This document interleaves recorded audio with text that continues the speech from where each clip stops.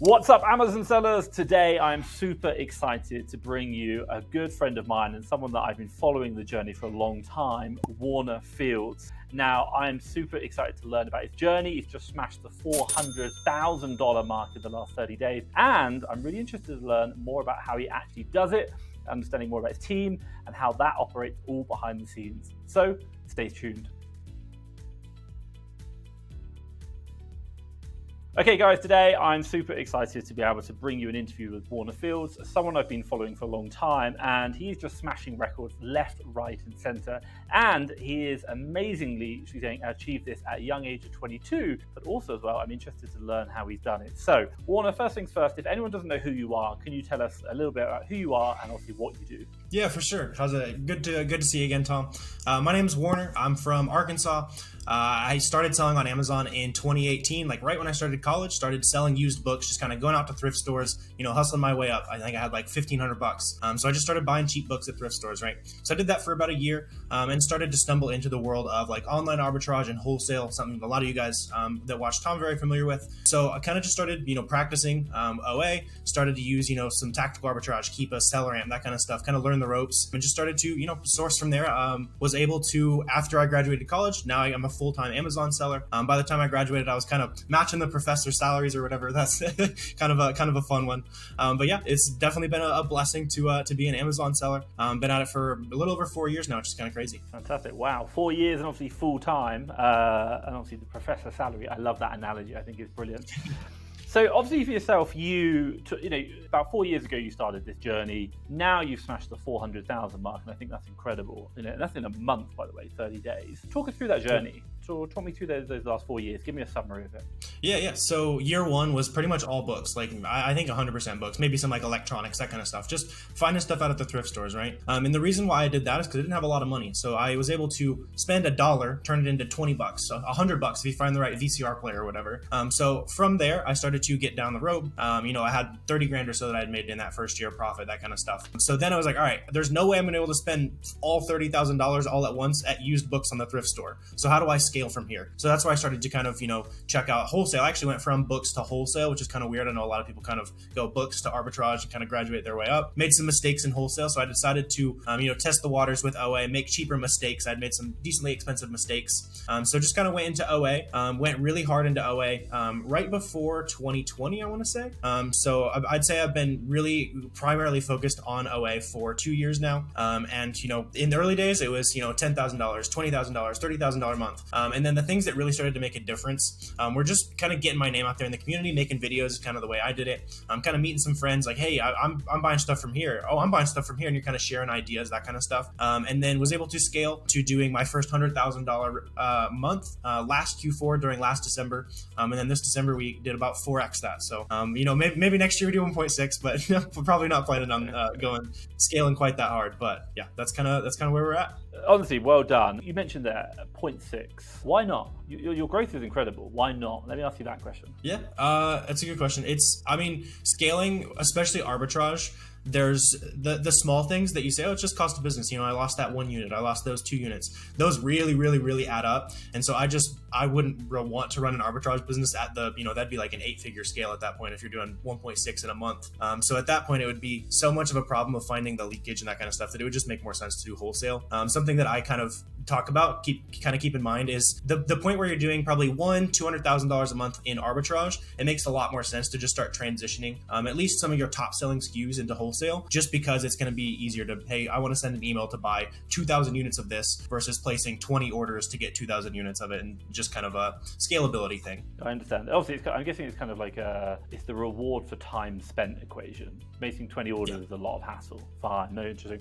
And the one thing which I will say is, if anyone doesn't know this, obviously you've done, we talked about it, I think it was 400,000 in the last 30 days, which is incredible. And obviously you're just getting started in OA, really. You've done it for over 2 years. But also as well, you do a lot of social media as well. I mean, like, we were talking about this off air, your YouTube's like 40,000 right now. Like, obviously, so it's not just like you're non-stop OA, you're doing other stuff, and obviously you have a community as well, don't you? Like, you help others and share, and obviously network as well. So a lot of things happening. Is that right? It's fun, right? Yeah. You know, running the business, learn some things. I can go help other people. And, you know, if you're an Amazon seller doing it by yourself, it gets a little lonely. So selfishly, I get to go out and help make some friends who then are good at selling on Amazon, right? Question I'd like to ask. You talked about it earlier. You said, I'd met other people doing it and I started sharing ideas. Now, a lot of people who I meet, they're like, don't tell anyone, don't do it. What advice or why did you share your ideas? Why did you start sharing, hey, I'm buying this from this place. Oh, have you thought about this? Why did that come around? Yeah, I mean, especially in the early days of your business where, you know, maybe you're doing 4 or 5 figures in revenue, which, you know, that might not sound like early days for some people, but the things that you can share, like, it's just going to come back tenfold every time. Like, hey, I'm looking at this sale. I'm looking at this particular lead. If you put somebody else on that, maybe it costs you $100, $200. Like, worst case scenario. Usually those leads are putting other people on. There's thousands of sales, like all that kind of stuff. But where it becomes really fun is, hey, you put me on that sale. Maybe you cost yourself $50 or whatever. Oh, here's this sale. Oh, I'm going to go make $1,000 because my friend just said, you know, there's that coupon going on that I didn't know about. So it's just like building that network, you know, having people that are looking out for you. Hey, I got an IP complaint. What do I do? Hey, I just got my first shipment where they're missing a bunch of units. I know you had that, you know, a couple weeks ago. It's not only just like, you know, hey, here's where to buy products today. It's, you know, you need those people to be in your corner, kind of be on that journey with you. So I'm a huge proponent of kind of building that personal network. Yeah, interesting. It's an interesting thing. I think, you know, a lot of the books that talk about it, like building the network, sharing the knowledge, and I think one of the mindsets when you first start is kind of like, no, it's all mine. Amazon is so big that even after 20 years of doing it, you still wouldn't even like represent less than 1%. It's incredible. So I think, you know, thank you for sharing that. I think it's a really good point. You're 22, you earn a professor's salary. Absolutely love it. You've been doing this for about 4 years to about just over 2 years for the OA side, social media sharing, talking. I'm interested like how, and the one thing I'm really interested in is like teams, like what does that look like? You know, can I ask you about like your team? What does that look like? What's the structure of them? What do they do in your role? Obviously you're the pretty face. What do they all do behind the scenes? Well, I'll take that as a compliment, but yeah, I'm sure we have, I think you and I have very similar philosophies where it's, I want to make my time worth as much money as possible. I'm not going to have the highest margins, but my time, I want it to be worth the most money so that I can go on and do better things or just do, you know, here's a crazy idea, not work. That's something that I think a lot of entrepreneurs forget about is we're working so hard to not work, right? Yeah, within my team, I have, you know, built kind of some prep centers. I didn't build the prep center, but we have relationships with prep centers. Have built a VA team, so virtual assistants, mostly from the Philippines. Have some buyers in America. So my VA team, they go out, they source products. You know, we train them. I have a manager who kind of looks through their leads, says, hey, this is good, this isn't. He kind of coaches them on an individual basis. And so then he'll pass on the stuff that's actually good to our buying team. So the buyers just kind of swipe the credit card, spend my money for me, ship it off to the prep centers, and they kind of do the grunt work there. So that's kind of like the bird's eye view of it. Really, at this point, sometimes I don't even know what I've bought until I'm like looking at the repricing and that kind of stuff, which is kind of fun, fun thinking about back in the day going out and scanning books, and now they're, you know, my team's spending thousands of bucks just with the training we've been able to give them. Just kind of, you know, reviewing that process. Kind of next steps for me would be, you know, getting a little bit more of the admin work. That's mostly what I'm doing in the business, kind of looking at pricing, you know, oh, we got an IP complaint, that kind of stuff. So that's where I'm trying to pull myself out next. Fantastic. So if I just clarify, and the reason why I ask this is because recently I've done a lot of interviews around different people with different levels, and I really like understanding how the way they structure their businesses and what they do, because there is no one right way, get it right, Tom, and it's really interesting like how you structure it and what you do, and like also about the operational aspects between them, because, you know, we all see the nice sales numbers, should we say, on our phones, right? But there's so much work that goes on, and like building that team, and also like, my God, managing people is not easy. You know, people have like emotions, and you've got to manage that as well. So if I'm right in thinking, for yourself in your company, you have sourcers, they find the deals, and then you have a reviewer. Is that right? You've got a reviewer reviewing the deals, and then you've got a buyer who buys the deals, and then that kind of they shipped off to the prep center. So that's pretty much outsourced. And then and then your job, you do like the administration side, and then you do the repricing. Would that be right? Yeah. Did I hear you mention you had some US staff? Is that right, or are they all Philippines? Yeah. No, my buyers are in the US. It's kind of, you know, family and friends kind of thing where I knew they'd be a good hire, that kind of stuff. You know, at some point, if they're going to spend, you know, $200,000 of your money every month, it's worth kind of paying up for someone you know you can trust. You know. Yeah, it's interesting. I think all my staff are Filipino, and when we go like, we spent $100,000 this week, and they're like, "What did you buy?" I'm like, "I have no idea," but they are in the Philippines, so it's like, oh. Yeah. But is that a big risk? Yeah, it is. So that's cool. The family and friends probably think you're crazy on that when you got people overseas spending like 6 figures of your money every month. Yeah, it's taken a while. Lucky enough, I've met one of them, but there are I have sources that I've never met, which is interesting. But obviously, the buyers I all know, and I've spoken, but I will meet them, in like 2 weeks' time when I go over. So I'm really excited about that. That's awesome. So that's cool. So obviously you have your sources. Let me ask you the question: why that structure? Why do you have the sources, reviewer, buyer? Why that? How did that? Why did you make that decision? Where did that come from? Yeah, I mean, at some point you kind of get the privilege to separate those roles a little bit just with scale. But at some point, you need one person who you can sit down with for several hours while you're starting. Maybe for a lot of guys, it'll be their very first sourcing VA that gets really good, and they really understand how you think and how you understand leads. And you need that one person to be kind of the core to really understand. Here's why this is a good product. Here's why this isn't a good product. And he or she's gonna be very important to your business because they're gonna be able to individually coach all those sourcing all your sourcing team members, all that kind of stuff, looking at their leads on a day-to-day basis. If you had 6 or 7 people just feeding it straight to the buyers, you're gonna have a lot more mistakes slip through than you kind of have that filter. That way you have the initial sourcer finding a lead that they think is good. There's gonna be a good chance that it is good. Then you've got another filter to make sure it's actually good. And then our buyers have a little bit of training too. Hey, make sure the ROI lines up, make sure the keepa doesn't have anything weird. But for the most part, just kind of separating the roles a little bit so they can get really good at doing that one task. That's pretty simple business concept, right? Is the more you do something, the more you have one of your employees do something, the better they're going to be at that, right? So you get one person who just buys inventory all day, they're going to get really fast at it. Eventually they're going to start saving you money, especially if they're hourly. Same as your product sources. If that's all they do, if you guys at home, if you just source product for 40 hours a week, you'd be insanely good at it after a couple months, right? So it's just having someone pick that one specific task and just get really good at it. Very interesting. And it's interesting because my structure is very different. My structure is sourcer, purchaser, that's it pretty much. Whereas all the American sellers I meet have the sourcer, reviewer, buyer. And can I ask the question, the buyer doesn't really obviously I think my understanding of what you're saying is that they do the review, they do an element of review, but kind of the basic checks just to make sure that it's done. And then they're literally just buying through the checkout. Should we say you could call them a checkout person? Would that be correct? Right. Yep. My buyers are not super Amazon literate. It's just, here's make sure the ROI checks out and make sure there's not a couple, make sure it's the right item, that kind of stuff. But the first 2 layers of the filters should be able to catch up on, any of the, here's why the keepa is bad and that kind of stuff. Wow, fantastic. Can I ask, and you're more than welcome to say no, are you happy to share how many you have at each level? Yeah, we've been moving some people around. I think we have 7 sourcers right now, 1 manager, and then 2 buyers that are super part-time.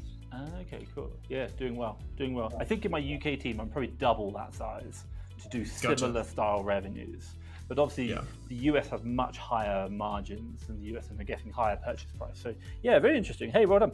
So question for you, how did you develop that structure? How did it come around? If someone is looking hey man, obviously 400K you've done, it's absolutely incredible. You're a professor's salary, absolutely amazing. And maybe they're I want to replicate that. How did it start off? Obviously, you don't just hire 7 VAs today and 2 friends. Right. Tell me about how that evolved. Yeah, that's a funny idea. You just, new seller goes out, hires 10 people, and then see what happens. No, don't do it. I'd say, we're it's end of December right now. I hired my first VA a year and a half ago. I was doing 30 to 40K a month in revenue at that point. Wasn't able to spend through all of the money that I had. I was a full-time student at that time, so I was trying to split time. And I had a decent amount of capital I'd built up by selling on Amazon. So at that point, it was all right, I don't have the amount of time to dedicate to spend how much I was able to spend. So that was the point where I knew it was time for me to get a little bit of help. Hiring a virtual assistant, having that product sourcing help there. So I just kind of added to that team pretty slowly. Ended up hiring my manager. He actually worked for our leads list business for a little bit, so he got a ton of practice at kind of understanding what good leads look like and what they don't. We ended up shutting the leads list down and then kind of moved some of the higher performing team from over there to my personal team. Just a bunch of people who got really good at sourcing. He got really good at looking through leads, so it was just kind of natural where it was all right, we want to move a little bit of a different direction, pulled some of those personnel, and that's kind of how the structure was built there. Cool. And then I'm guessing obviously the buyers, you said they're friends and family, is that right? Yeah, interesting. Hey, cool. No, thank you. It's really interesting. I don't know if I'd want my friends and family buying products from me. Because if they made a mistake, I wouldn't be able to go, you're fired. I'd be you're fired. Please don't do it again. No, I like that. That's cool. Question for you. Where are you going to be in 1 year's time? You talked about it. I think you did 100K last year, 400K now. You're not looking at the 600K next year, but where are you thinking going? What's the next vision? Where's the roadmap? So I've kind of joked that my goal for next year is to make less money, which is I hope it's not going to happen, but my goal is to cut those tasks where I can cut 50% of my hours and only cut 30% of my income, kind of finding that the levers where I can buy my time back, right? Like at this point I'm happy to reduce my income to start having that freedom, right? That's why we do it, right? I think a lot of us kind of pigeonhole on the dollar signs and stuff. So my biggest goal next year is pulling myself out of the admin task. That's probably like early year goal. I'm going to be doing some wholesale stuff. I already have a different company in place. We got a warehouse in the middle of the country, that kind of stuff.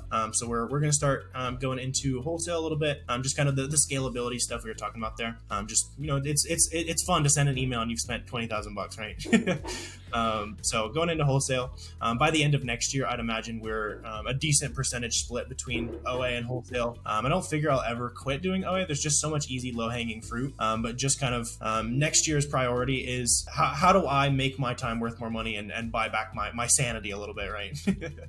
I do Amazon and also I do social media side, and I have a community. And you do kind of split your time. Can I ask you the question now, like how much time do you spend on your Amazon business? Like in a typical week on average? And what are you looking to do? Where would that be?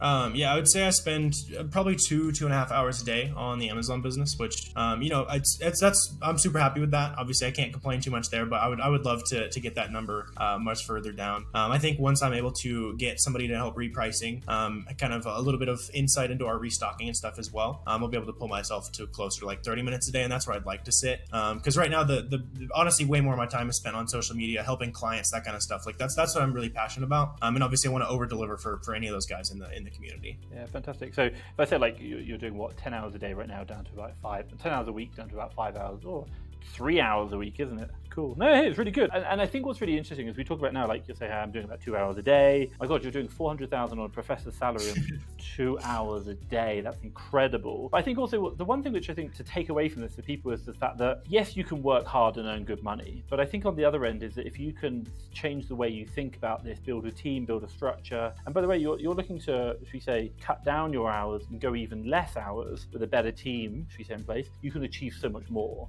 And then obviously you're going to be able to build up your other businesses. And I think that's like the one key takeaway I say to everyone is like, it isn't just about working hard. It's about utilizing other people, utilizing leverage, teams, building that around, and that's really going to help you achieve what you want, which is you helping others, but also saving time as well. Question for you: what advice have you got for other people who are looking to emulate your journey? Maybe there's something you're like, this is a common belief that everyone tells me and it shouldn't happen. What advice can you give? I mean, there's a million things to say, right? Like the biggest things that have helped me is going out there and just getting my name out there. So, if you're brand new to Amazon, like doing something as simple as like setting up an Instagram page, I'll see it where they just like post a picture of the boxes they're shipping out. Like just show people that you're trying, right? Because then when you go and ask questions, like, if you, I'm sure you get DMs all the time from people. If they've got FBA or they got like sales bars in their picture, I bet you're a little bit more likely to answer their question because they're taking it seriously, right? And yeah, you're nodding a little bit, like it's like inside baseball a little bit, right? So just showing people that you're taking it seriously. And then another thing that I think people get kind of trapped in is that personal like frugal mindset, especially as a brand new business owner. Like I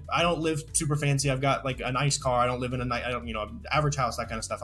You would never know that we're pumping volume on Amazon, that kind of stuff. But you can't do that in your business. Like you can't go out and like, all right, I'm gonna sell $100,000, but I'm not gonna buy any, I'm not gonna invest in education, or I'm not gonna invest in software. Like it's just not gonna happen. You got to be willing to lose a little bit of money, invest the money, make risks, that kind of stuff. The business mindset and the personal mindset have to be very different. So that's just kind of getting on the soapbox a little bit there.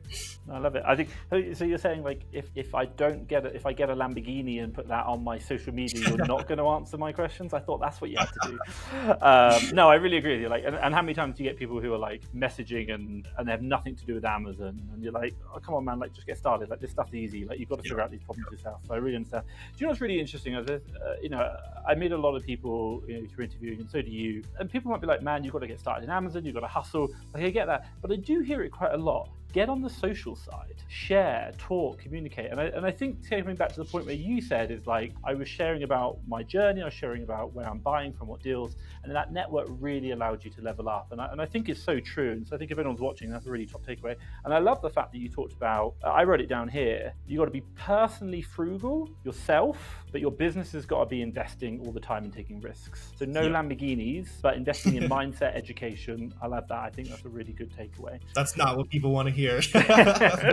No, I know. God damn it. But you start to buy a Lamborghini next month. Yeah, I know. Amex credit card me up.